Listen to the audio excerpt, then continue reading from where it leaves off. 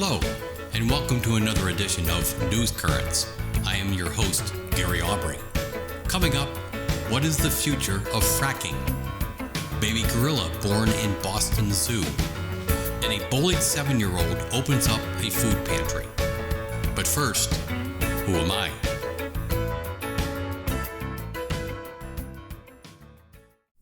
I am an immunologist and one of the world's leading experts on infectious diseases. Since 1984, I have served as the director of the National Institute of Allergy and Infectious Diseases, or NIAID. A Brooklyn native, I finished first in my class at Cornell Medical College. In 1968, I joined the NIAID, working on finding ways to combat virus-based diseases. In 2008, President George W. Bush awarded me the Presidential Medal of Freedom for my work on the AIDS crisis. In January, I became one of the lead members of the National COVID-19 Task Force. My direct answers have made me a popular and respected figure. I am a strong advocate of wearing masks and social distancing. Recently, I said that colder weather will make the number of COVID-19 cases surge over the next few months. At a recent rally, President Trump talked about firing me after Election Day. Who am I? Anthony Fauci. We mentioned the president is holding 5 rallies today, including some in coronavirus hotspots, and one target of the crowd scorn at last night's Trump rally in Florida was Dr. Anthony Fauci, the nation's top infectious disease expert. So far, President Trump has not said what could happen to Dr. Fauci if he wins a second term, but that may be changing. Ed O'Keefe is following both campaigns. Ed, good morning to you. What did the president say? Well, good morning, Tony. The president appeared once again to openly toy with the idea of firing Dr. Anthony Fauci. Because he's a career public servant, the president really could only demote, maybe sideline him. But the criticism comes as the doctor's given yet another scathing interview where he criticizes the administration's response to the coronavirus. Wow, what a crowd. At the president's rally last night, the crowd broke into chants calling for Dr. Anthony Fauci's removal. Don't tell anybody, but let me wait till a little bit after the election.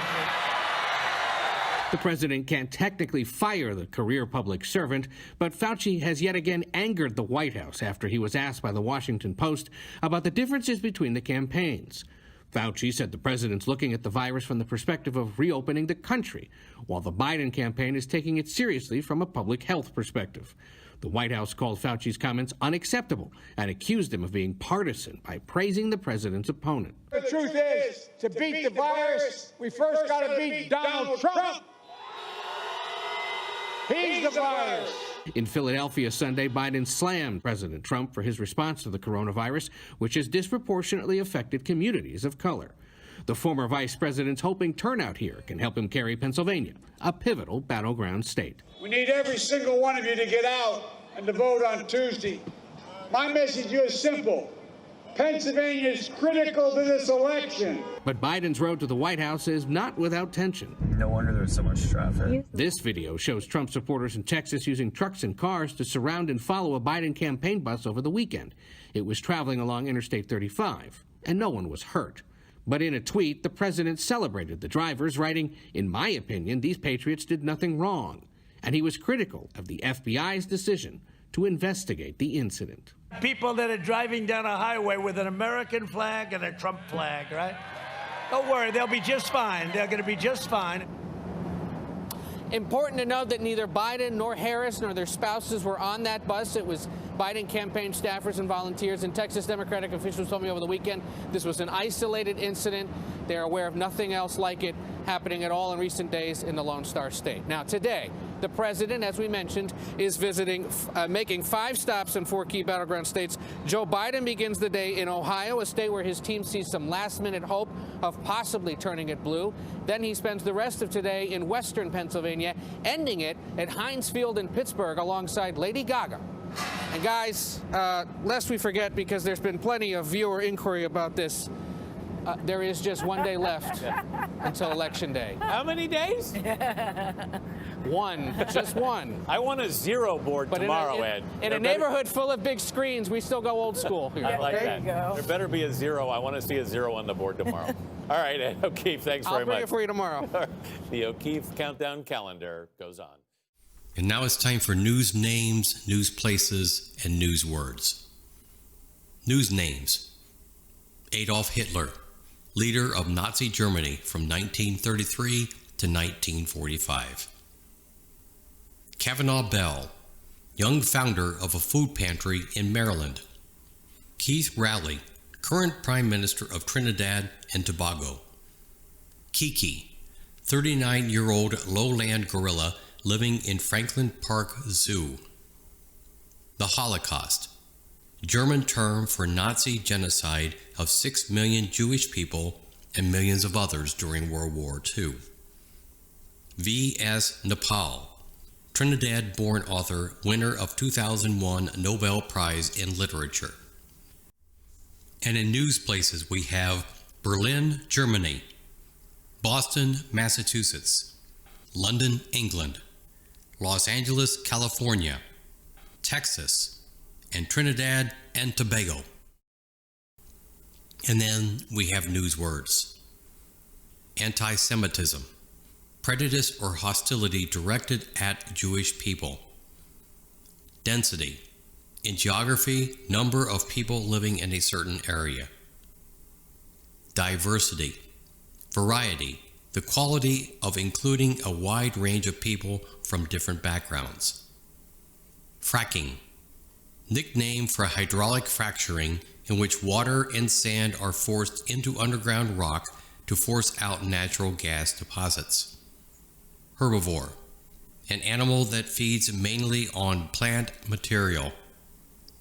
Microplastics, tiny pieces of plastic that measure less than 5 millimeters or a fifth of an inch. Propaganda, information used to promote a certain viewpoint, often misleading or dishonest in nature.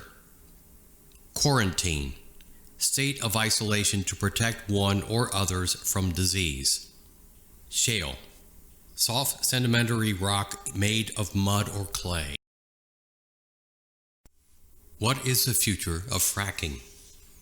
In the 2020 election, the oil and gas extraction process, known as fracking, became a political issue, especially in the states of Pennsylvania and Ohio. Fracking is the shorter term for hydraulic fracturing. This is a way of getting natural gas and oil out of the ground by fracturing soft rock deep in the earth. Although President Trump claimed that Joe Biden plans to ban fracking, Biden said that was not true. Biden's plan only calls for banning new oil and gas permits on public land and waters. Natural gas and oil are prized commodities. Both can be pumped out of the ground, where they are usually located near each other. Pumping is still the main way of obtaining these resources, but the invention of fracking in the late 1940s allowed companies to reach the natural gas and oil contained in shale rock deep underground. This technique has helped the U.S. become the biggest producer of natural gas in the world. Fracking occurs in all the states shown on the map in yellow. In the last 10 years, the U.S. has also become the top petroleum producer in the world. Hydraulic fracturing produces so much natural gas that some wells have to burn millions of cubic feet of excess gas every day. Fracking has created jobs, but environmentalists are worried about the environmental impacts of this process. As you can see on the map, 4 states have banned fracking, as well as Washington, D.C. Before horizontal hydraulic fracturing was developed, it was impossible to extract natural gas from shale deposits. Here you see a simple diagram of how fracking works. Technicians drill wells down as far as 8,000 feet into the ground. Then millions of gallons of water mixed with sand, along with an assortment of chemicals, are flushed into the well at high speed to create a large amount of pressure. For each frac, 80 to 300 tons of chemicals may be used. The pressure fractures the soft layers of underground shale rock. This creates fissures that allow the natural gas to escape to the surface. The gas comes up to the surface and then has to be separated from the wastewater. But the technique has caused serious concerns. The chemicals used can seep into underground wells from which many people get their drinking water.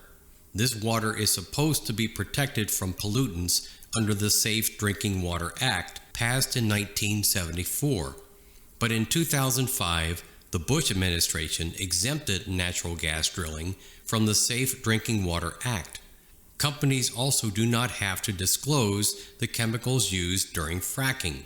But scientists who've studied fracking sites have identified volatile organic compounds like benzene, which have been linked to cancer.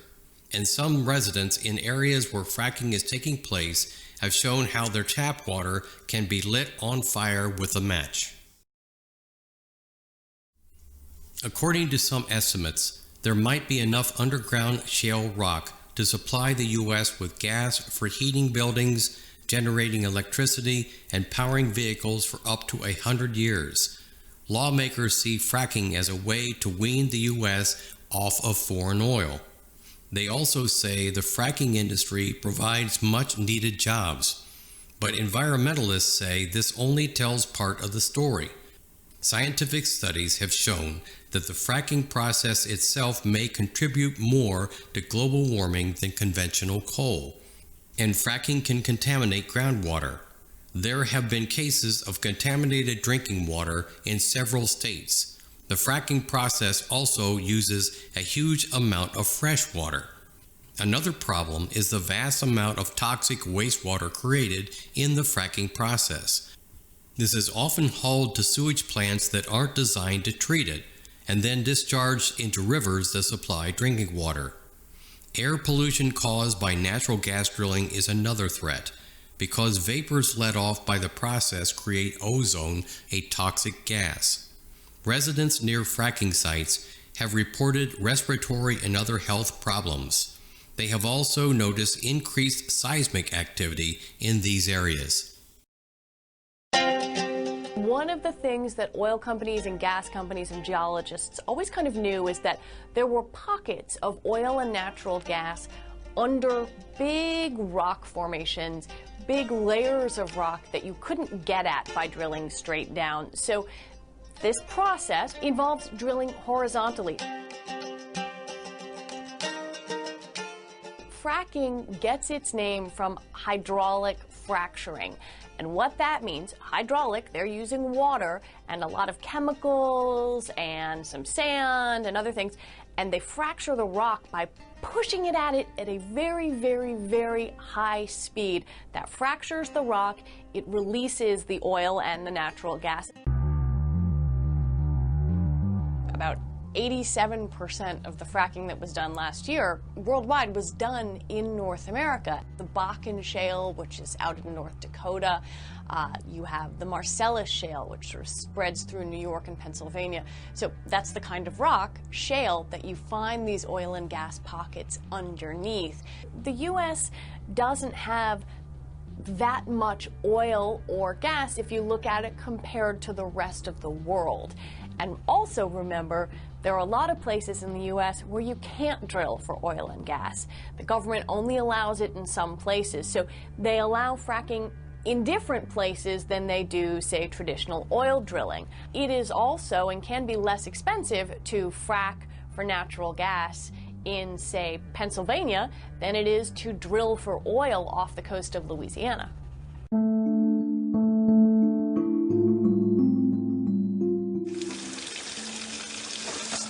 Whoa, Jesus Christ. This is the image that people know of about fracking, right?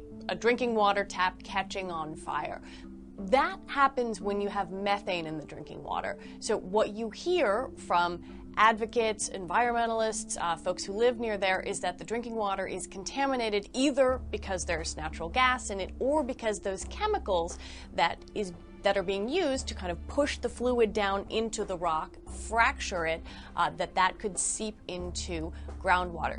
A lot of these chemicals are dangerous. We don't quite know exactly what's in it because nobody requires the companies to say exactly what's in it, and they say that if they told us the secret ingredients, that would put their business model at risk. This is the central debate about fracking, whether or not things get in the groundwater. The companies who do this say, no, it's completely safe, largely because there's space, there's a lot of rock in between the fracking operations and drinking water, be it wells or reservoirs. Fracking can bring a lot of money and a lot of development and a lot of jobs to an area that didn't have that option. So there are places in Pennsylvania, there are places in North Dakota that, because of fracking, have put a lot of their residents to work. Then also you have these companies who pay homeowners to be able to drill on their land, so they make money off of it too.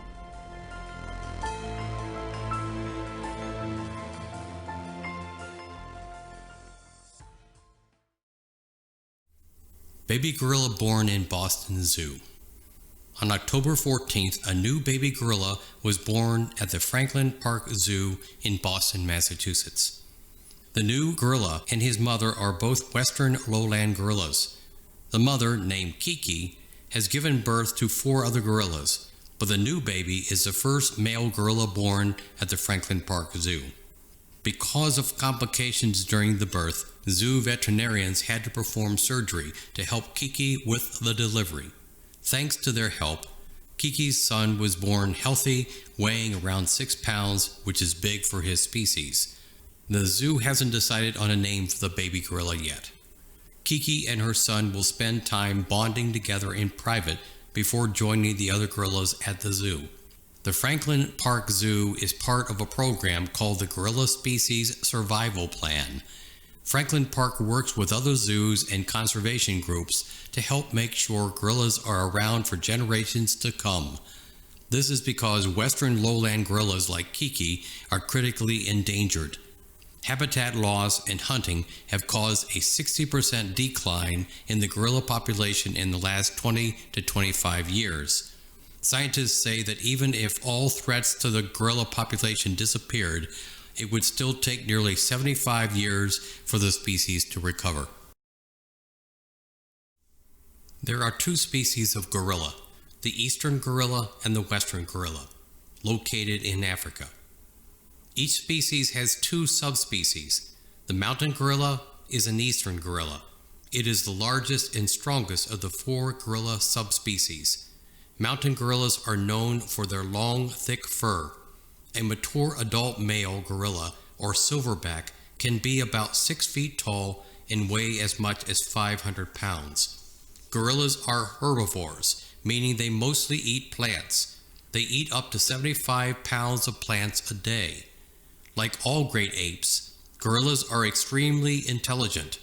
The other great apes are orangutans, chimpanzees, bonobos, and humans. Gorillas have been observed using sticks to measure the depth of water and rocks to break hard nuts. In captivity, several gorillas have learned sign language, including the famous Koko, who died in 2018.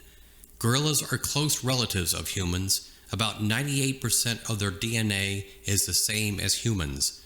Gorillas are very social. They live in troops of 6 to 12 individuals. Each troop is headed by one silverback, who makes all the decisions and defends the group. Since babies stay with their mothers for a long time, the average female only gives birth to 1 baby every 4 to 6 years. This slow birth rate contributes to the gorilla's endangered status. These great, glorious, fur-coated apes are some of our closest relatives. Here are some of our favourite facts on mountain gorillas. Fact 1. There are around 1,063 mountain gorillas that exist in the wild. There are in fact 2 species of gorilla, the eastern and western. The mountain gorilla is a subspecies of the eastern gorilla. Mountain gorillas are endangered, and there's only around 1,063 left in the wild, according to the latest census results, which come out every 5 to 10 years. Fact 2. They live in two isolated populations. Mountain gorillas live in East Central Africa, with one population living in the Virunga volcanic mountains, which spans Uganda, Rwanda and the DRC, and the other population living in Bwindi Impenetrable National Park in Uganda. They're found in high-altitude montane and bamboo forests, which are surrounded by agriculture and settlements. Fact 3. We share around 98% of our DNA with gorillas. This means that exposure to human illnesses such as the common cold or COVID-19 can be potentially life-threatening to gorillas. Although they're genetically similar, they haven't developed the necessary immunity to these diseases. Fact 4. They're one of the biggest and most powerful living primates. An average male mountain gorilla, once mature, can weigh up to 180 kilograms and measure around 170 centimeters tall. Fact 5. They really like to eat. Mountain gorillas spend about a quarter of their day eating, mainly shoots and leaves, but they have been known to eat snails, ants and bark. Fact 6. They live in family groups. Most mountain gorillas live in stable family groups with around 10 individuals, with one dominant male, the silverback, and several females. Both the males and females in a family group care for their infants, carrying, hugging, and playing with them. When they get older, most males and around 60% of females leave their birth group to join another gorilla group, and this helps prevent inbreeding. Fact 7. They cozy up at night. At night, mountain gorillas sleep together in nests on the ground made out of foliage. They can also sleep up in trees. Infants will share their mum's nest to stay safe and warm. Fact 8. They have 16 different types of call. This includes short barks when they're mildly alarmed or curious. And to intimidate rivals, male gorillas strut with stiff legs, beat their chests and use vocalizations like roars and hoots. Fact 9. In the wild, mountain gorillas can live to over 40 years old. Gorillas are classed as infants until they reach around 3.5 years old, and then adults from 8 years old. Males between 8 and 12 years are known as blackbacks, and then from 12 years on they start to develop a silver section of fur along their back and their hips, giving them the name silverbacks. Fact 10. They're under threat. Although mountain gorilla numbers are increasing, there's no room for complacency. A key threat to mountain gorillas is the degradation of their habitat and the risk of diseases. As the region's growing human population struggles to eke out a living, conversion of land for agriculture and competition for limited natural resources puts pressure on mountain gorillas' habitat and increases the risk of disease transmission. Through the International Gorilla Conservation Programme, we work with partners and local communities to conserve the mountain gorilla and their habitat. By helping the local community benefit from mountain gorilla conservation and with the sustainable use of natural resources, we hope to increase local support for conservation efforts. We hope you enjoyed this video, and please let us know in the comments below which animal you'd like to hear about next. So don't forget, please like and subscribe so you never miss a video.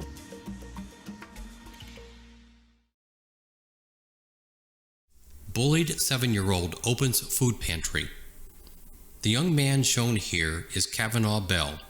He lives in Gaithersburg, Maryland, and is only 7 years old.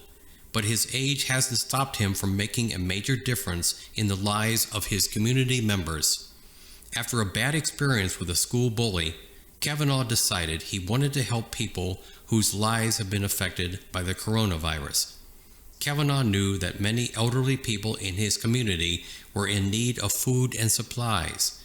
So, taking the nearly $600 that he had saved, Kavanaugh began creating care packages full of food and supplies and donating them to people in his community. But Kavanaugh didn't stop there. Since the first batch of care packages went out, he also helped donate enough food and supplies to fill 2 53-foot trailers. One of the trailers was sent to the Pine Ridge Indian Reservation. The COVID-19 pandemic has had a disproportionate impact on Native American communities, and Kavanaugh wanted to help. Support for his efforts has poured in all year, including over $27,000, which Kavanaugh and his mother have used to start a food pantry. He's also created a non-profit organization called Cool and Dupe, which stands for Considering Others' Obstacles in Life and Dish Out Positive Energy. The non-profit is dedicated to ending bullying by Kavanaugh's 18th birthday in 2030.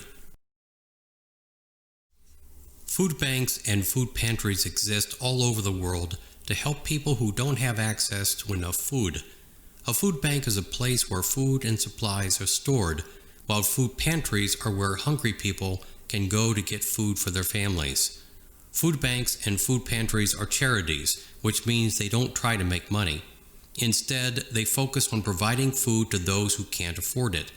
Because many people have lost their jobs due to the COVID-19 virus, the number of people who use food pantries has more than doubled this year.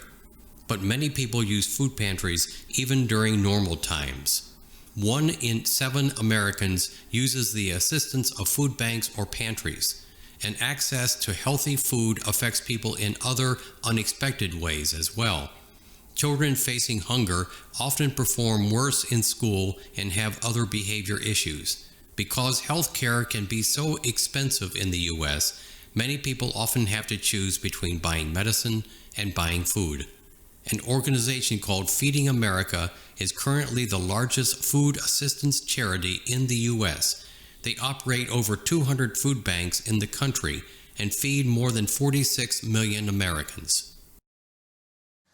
America has more deaths from the coronavirus now than any other nation in the world. More than 22,000 people have lost their lives. More than 12,000 died in this country last week alone. And the pandemic is also causing many to go hungry. Thousands have been forced to wait for hours in long lines at food banks all across the country. Feeding America, the nation's largest network of food banks, reported a 98% increase in demand. Janet Shamlian is in East Texas with the challenge of helping people in rural areas where there are high poverty rates and long travel distances. Good morning. It's a time of unprecedented demand everywhere, but the need may be most critical here in rural America. Communities where pantries are closing because food is scarce and because the volunteers who staff them are worried about their own health. This is Donna Furlong and her husband Leonard. Their story of how little food they have is hard to hear. Sometimes we just don't have it, so he'll go one day without eating, so I eat, and I'll go a day eating, and he, vice versa. That's right. The couple trading off on who gets a meal. They rely on disability payments, food stamps, and a pantry that closed in March because it could no longer get food. Where will you go now for food? What pantry will you utilize? There isn't one. There isn't one that we can go to. Jasper County, Texas had 6 pantries a few weeks ago. With 3 cans of corn, 3 mixed vegetables. Now only 3, including this one. You're on food stamps or anything? No, sir. 3 pantries to serve a county of roughly 35,000, where almost 20% live in poverty and many just lost their jobs. It's a densely wooded region of almost 1,000 square miles, some driving 40 miles to get here. You've been running this pantry more than 30 years. Have you ever seen demand like this? No. It's doubled. Everything we're doing is double.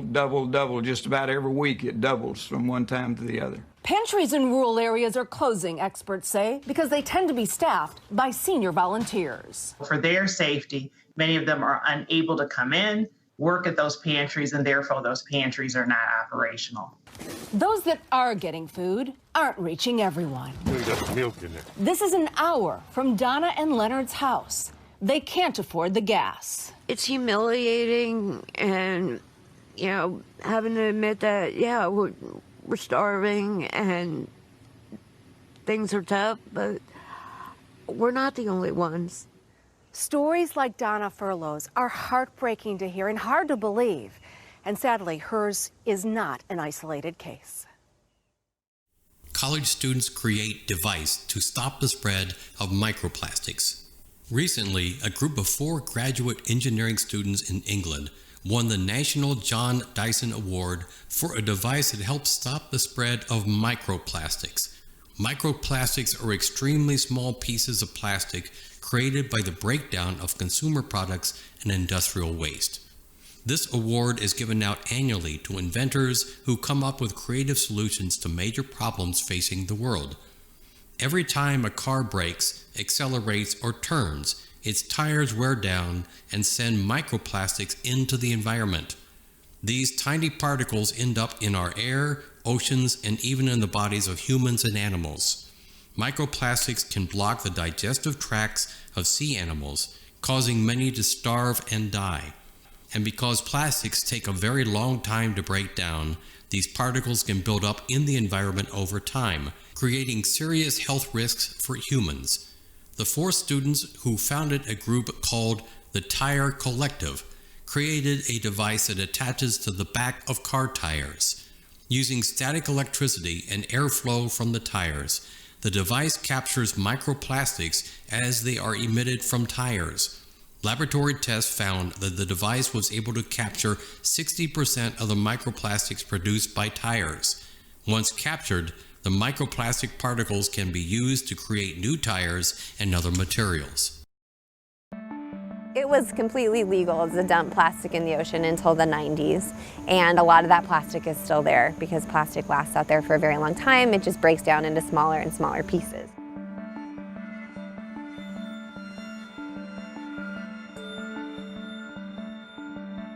We know that over 300 species of wildlife have ingested this material. It's been reported in animals. And so as it is eaten by animals, it actually can move up the food web. And as the scientific literature on this issue increases, literally almost every habitat they've gone to, seamounts, Arctic ice, coral reefs, deep sea, it's become ubiquitous. And I don't think anybody would fight anyone on an argument that plastic debris has not become a contaminant of concern.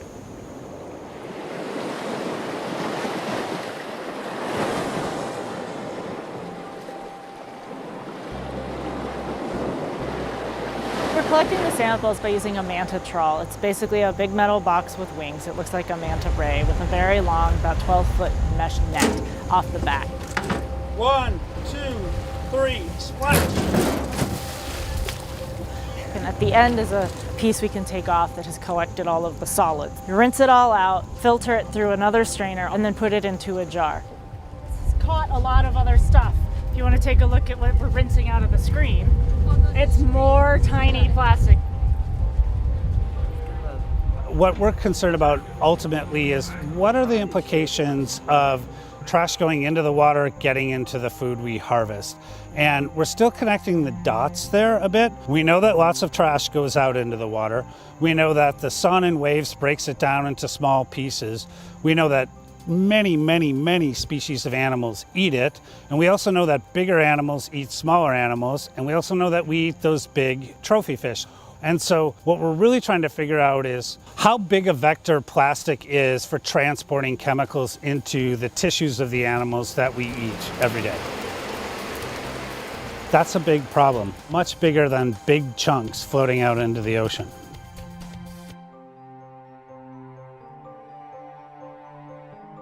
We don't know exactly what that plastic is. We don't know where exactly it's coming from. And if we're trying to find policy and educational solutions to it, we need to know what we're targeting. We can't just ban plastic. That's not going to work. What kind of plastic is it, and what's the best policy route to reduce it? Is it a ban? Is it a fee? Is it market change? Is it education and behavior change work? What's the best way to tackle it? And until we know exactly what we're dealing with, we're not going to be able to design the right programs to address it.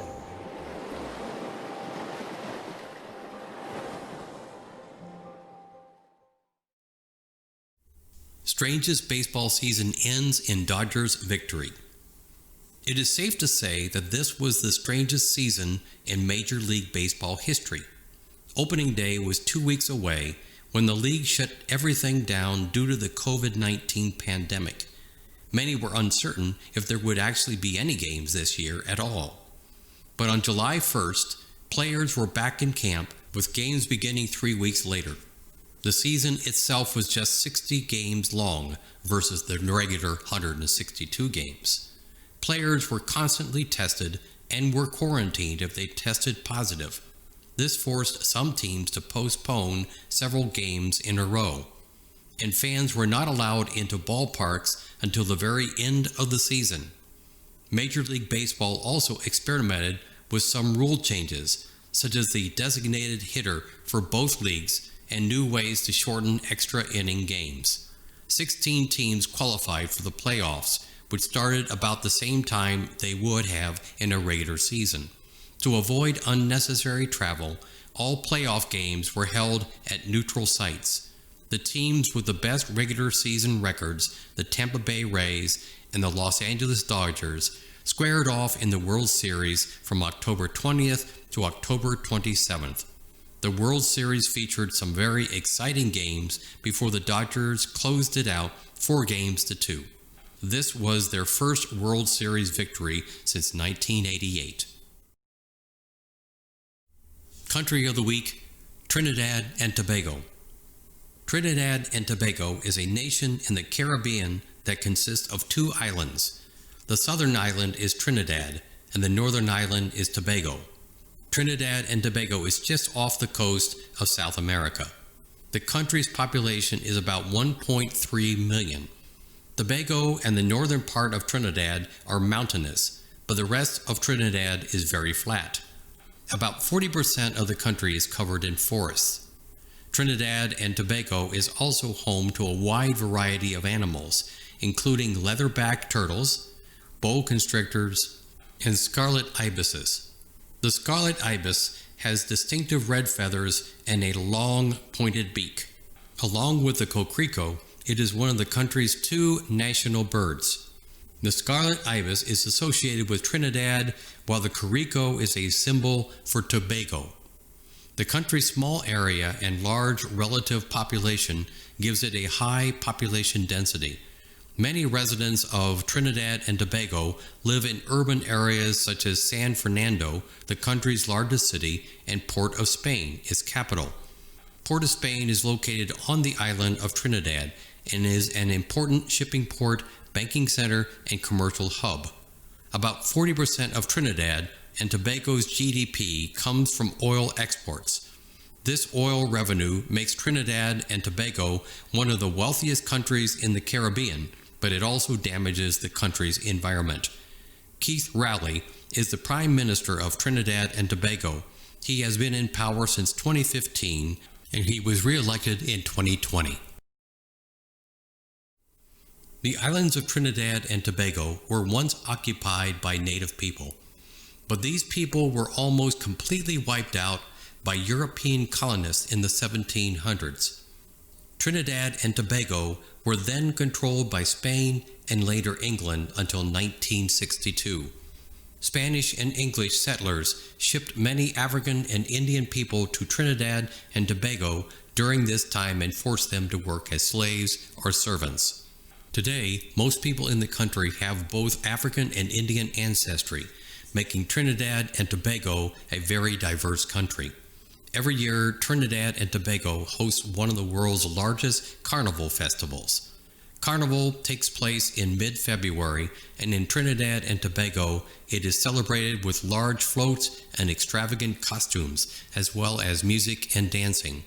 The limbo originated in Trinidad and Tobago. It was originally performed at funerals in the country, but it has since spread around the world as a party dance. Trinidad and Tobago is also the birthplace of calypso music, chutney music, and the steel drum. Trinidad and Tobago gained independence in 1962. Eric Williams, a politician and historian, became the first prime minister of the country that same year. He remained in office until his death in 1981. Today, Williams is considered the father of the country. V.S. Naipaul is a famous author who was born in Trinidad and who wrote many books about life on the island. In 2001, Naipaul was awarded the Nobel Prize for Literature.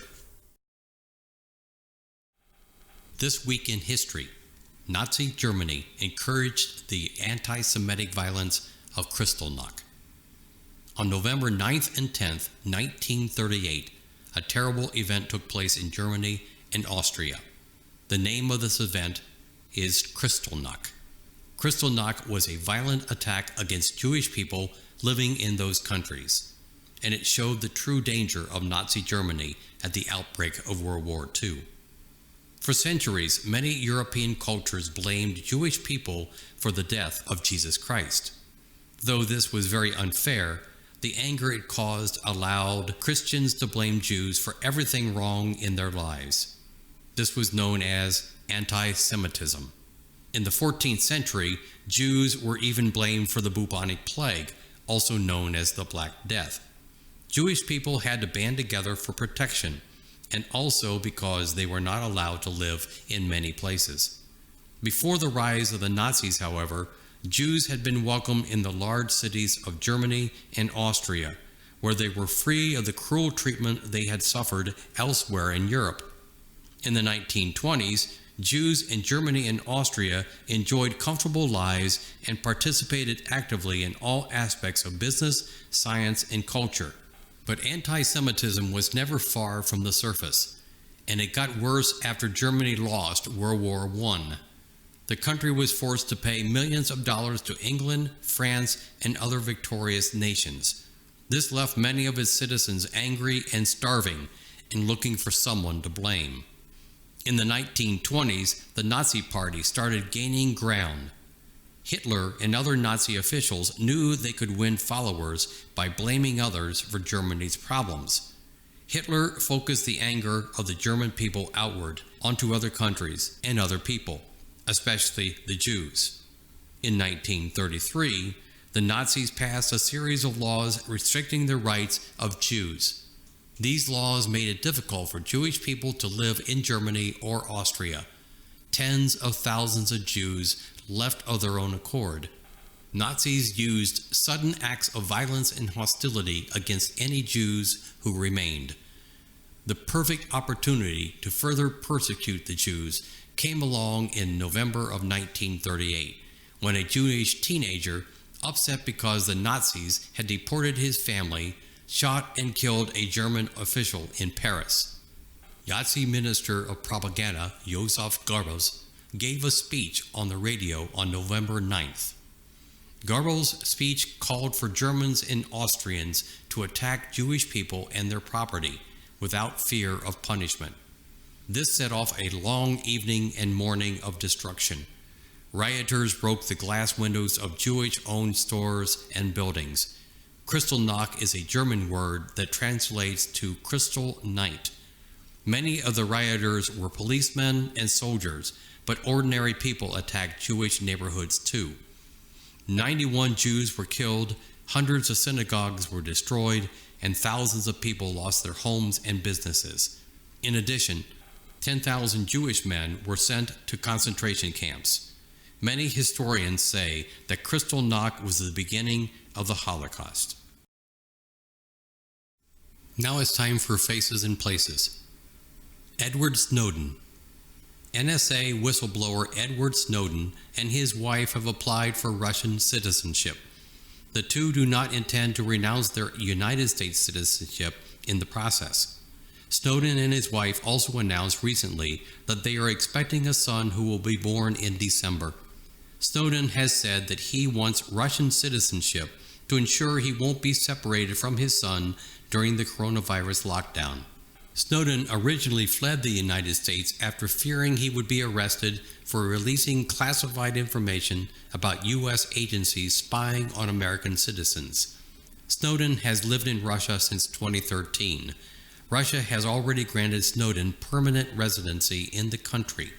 Snowden has claimed that he was willing to return to the United States if he is guaranteed a fair trial. Boris Johnson. British Prime Minister Boris Johnson announced a new, stricter lockdown in the UK beginning Thursday, November 5th. Johnson's handling of the coronavirus pandemic has been widely criticized, and the Prime Minister had earlier refused to consider a second lockdown. But now the Prime Minister is calling for all pubs, restaurants, gyms, and other non-essential businesses to close to prevent further spread of the virus. Since the beginning of the pandemic, the UK has had over 1 million confirmed cases and nearly 47,000 deaths related to the virus. Johnson is one of several European leaders that has called for stricter lockdowns in the last few weeks. French President Emmanuel Macron and German Chancellor Angela Merkel have both imposed new lockdowns. Johnson has said that the UK will re-examine the lockdown restrictions in early December. Well, guys, speaking of lockdowns, we're obviously paying a lot of attention to the UK. Boris Johnson's announcement looks like he's got the votes from Labour. Nigel Farage is back. For more on all of that, let's turn to NBC's Keir Simmons. Morning, Keir.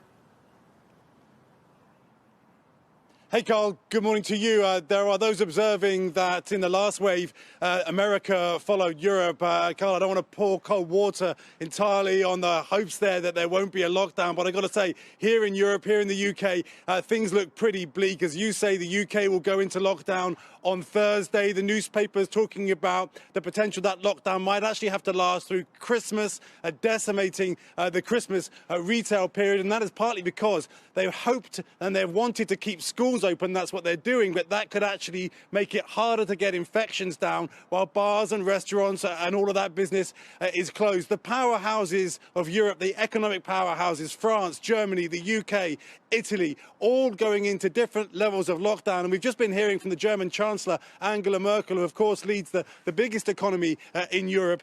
She is saying that things are really in a difficult position there. She is saying that they are no longer able to trace 75% of cases in Germany. Of course, Germany was able to really control the coronavirus through track and trace. She says she knows the measures are hard, but this is a virus that punishes half-heartedness. So Germany now going into a lockdown again, trying to keep the schools open. But the question is, how long will this have to last? Will Europe be able to reopen at Christmas time? And even if it does, will it then have to go back into another lockdown? Because this clearly, Carl, is going to be a long, hard winter. In terms of another business, travel, the UK telling people here in the UK that they should not travel except for business. So the holiday industry, the winter vacation industry really looking at a tough time in the coming months too, Carl. The United States. The United States held its presidential election on Tuesday, November 3rd, 2020. As many expected, the results were too close to call by the next morning. And at the time of this publication, a winner had yet to be decided. President Trump claimed victory early Wednesday morning, but experts have since refuted his statement. At publication time, several key swing states were still up for grabs. President Trump has called into question the validity of many mail-in ballots in these swing states, and his administration has claimed it will challenge vote totals in the court system. Election officials in the swing states have announced they are counting ballots in accordance with state law. The president's campaign will also likely seek a recount in the swing state of Wisconsin, where Joe Biden was declared the winner by a margin of less than 1%. Welcome back to CBS News Election Headquarters. CBS News Elections and Surveys Director Anthony Salvanto is with me again to give us a look at where things stand. We just saw that Nevada officials have said they will not have new information until Thursday, so that's kind of going to stick where it is. So let's move east and talk about Georgia, where people were counting through the night. Yeah, Georgia also, we rated as a toss-up. Right now, the vote count, Donald Trump, 2.3 million. Joe Biden, 2.2 million. So it's really Very close. Yeah, it's really close. And here's the thing, Tony. I want to show everybody how many ballots there are left to count. These have been cast, but elections officials haven't put out the counts, showed us how they voted yet. So that's 410,000 statewide. Okay, it's almost all, but and I'd underscore that less than 100,000 votes separates the two candidates, and you've got 400,000, or about 100,000 separates the two candidates, and you've got 400,000 yet to be calculated in. Exactly. So the other thing I'd point out here is all night we were watching Metro Atlanta. Now, this is a Democratic trending area where, in order to win the state, Joe Biden would have to do well. So I'm going to point at a couple counties like DeKalb here and show you that there's still 82,000 ballots left to count there. And I can go to a couple other counties, too, and do the same thing. So there's still a few places where you might see a lot more votes still come in, 80%, another 107,000. So if you're Joe Biden, you're looking at that and you're saying, well, I know they're Democratic areas. And then the other big thing everyone should remember from last night is this giant difference between the people who voted early and cast their ballots by mail and the people who voted on Election Day. And on Election Day, the Republicans just swamped the Democrats.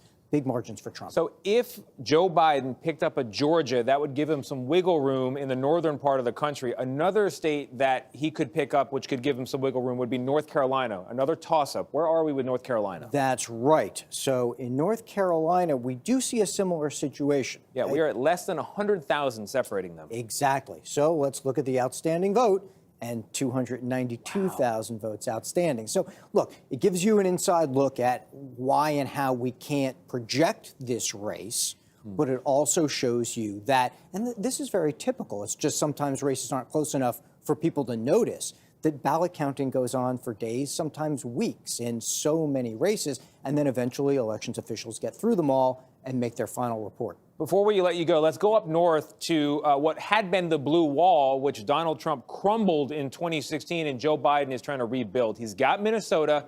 Talk to me about Wisconsin, Michigan, and Pennsylvania. Okay, so there's still a path for Joe Biden and for Donald Trump in all of these. Now, as of last I looked, yes, so Joe Biden is ahead marginally in the count in Wisconsin. But again, razor close, some places still with outstanding ballots. And so we'll wait and see if they come in more. And the big question again is, we think most of these are mail and early votes. And if they are, they could favor Joe Biden. This is tighter than you expected in Wisconsin? It is tighter. Joe Biden had a lead in this state coming in the polling. And one of the things that closed that gap was that strong Republican turnout.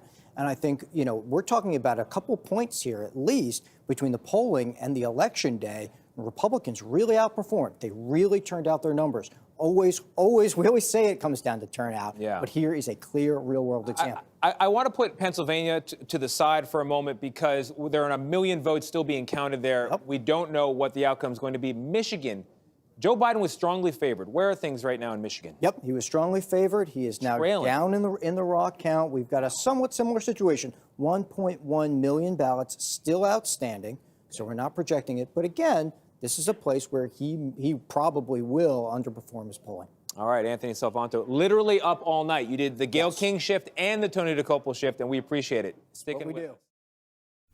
And in Canada, Canada's Immigration Minister Marco Mendicino announced plans to welcome 1.2 million immigrants to Canada over the next 3 years. The country plans to bring in over 400,000 immigrants to Canada next year. This plan represents an increase of nearly 50,000 people from last year's pre-COVID immigration expectations. The government hopes that an influx of immigrants into Canada can help the country's struggling economy and fill labor gaps. While Canada's unemployment numbers have risen during the pandemic, so have its job openings. Between January and August of this year, Canada accepted 128,000 permanent residents. But the country's borders have been more tightly restricted in 2020 to stop the spread of the virus. Canada hopes to make it easier for international students and workers to become permanent residents.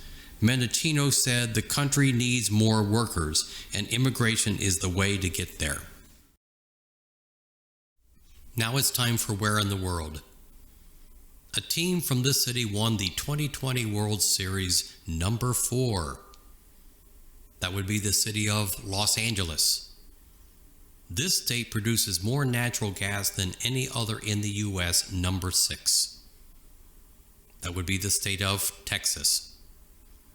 A boy in this state opened a popular food pantry, number 5. That would be the state of Maryland. Port of Spain is this country's capital, number 3. That would be Trinidad and Tobago. A baby gorilla was born in this city's zoo, number 1. That would be the city of Boston. And finally, college students in this country created a way to get rid of microplastics, number 2. That would be the country of England. And now it's time for Remember When. The legendary Scottish actor Sean Connery passed away on October 31st at the age of 90. He became a household name in the early 1960s, remaining a film icon for decades.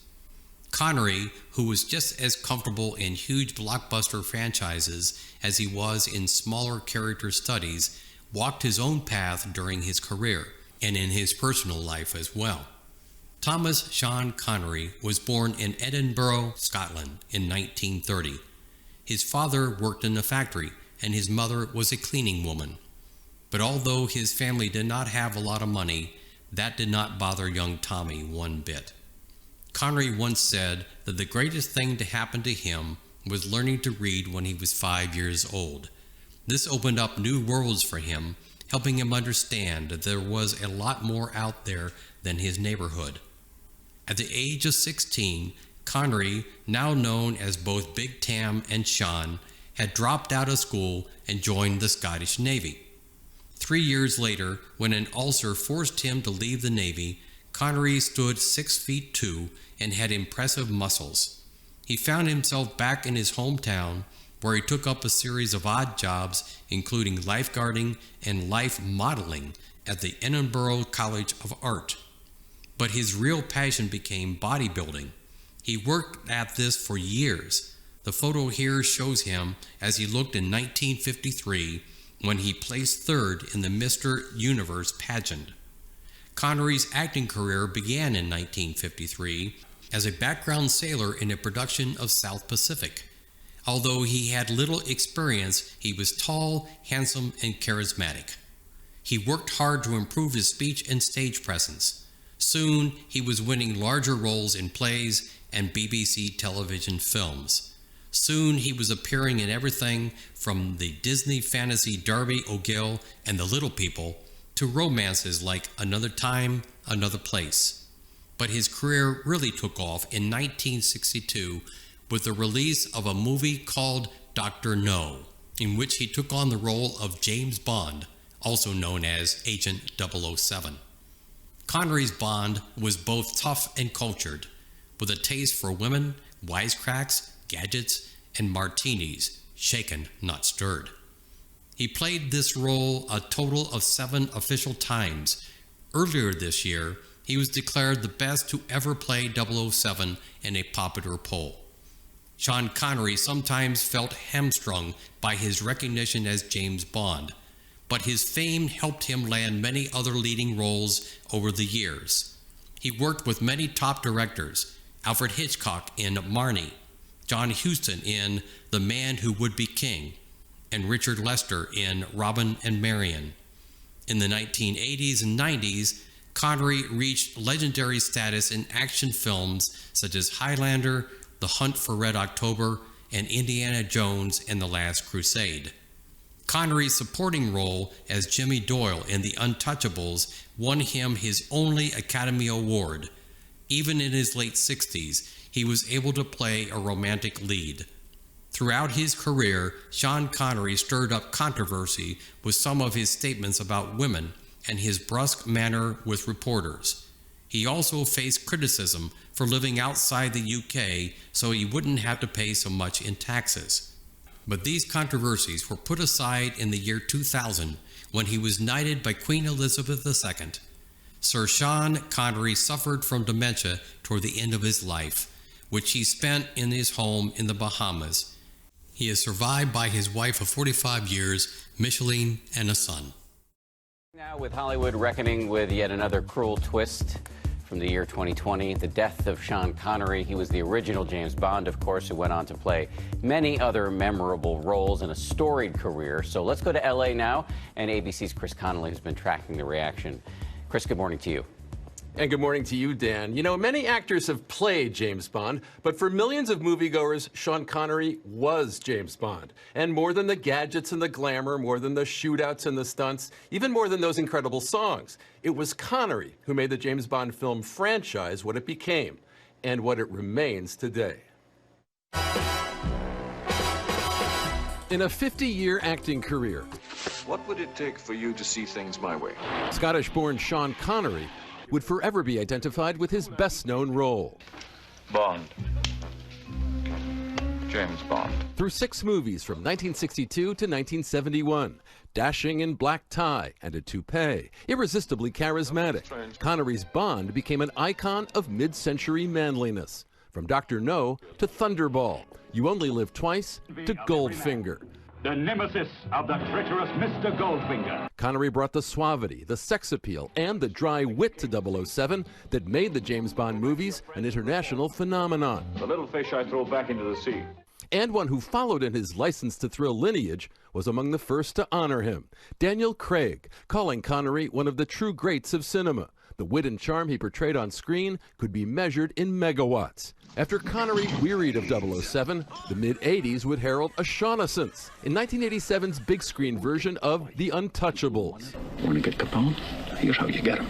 He pulls a knife, you pull a gun. He sends one of yours to the hospital, you send one of his to the morgue. That's the Chicago way.